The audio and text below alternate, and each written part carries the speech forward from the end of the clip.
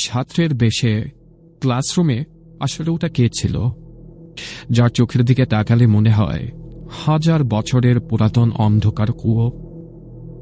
দুর্দণ্ড প্রভাবশালী শিক্ষিকা রোকসানা চৌধুরী, যার দম্ভে সম্পূর্ণ স্কুলটাই কাঁপত।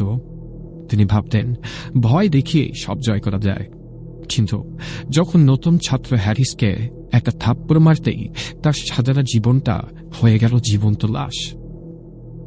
সাধারণত মার খেলে ছাত্ররা কাঁদে, কিন্তু হ্যারিস কাঁদল না। তার মুখটা হয়ে গেল পাথরের মতো শক্ত। সে ফিসফিস করে বলল, মাটির পুতুল হয়ে আগুনে শিখা স্পর্শ করবে না, হাত পুড়ে যাবে, মন ছাই হয়ে যাবে। এরপর থেকেই শুরু হলো আসল নরক যন্ত্রণা। রোকসানা ম্যাডাম খেতে বসলেই দেখেন ভাতের বদলে প্লেটে কিলবিল করছে হাজার হাজার জ্যান্ত পোকা। মাঝরাতে বাথরুমের আয়নায় নিজের প্রতিবিম্ব নিজের গলা চেপে ধরছে। ডাক্তার বলেছে এটা মনের অসুখ, কিন্তু হুজুর বলেছেন তিনি নাকি ভুল দরজায় কড়া নেড়েছেন।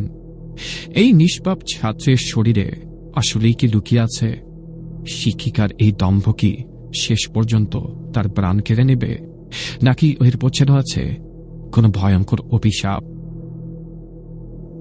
আসছে পজেসড ছাত্র, আজ রাত 11:30, শুধুমাত্র ভয়.net ইউটিউব চ্যানেলে। সাবস্ক্রাইব করে বেল আইকন হিট করুন।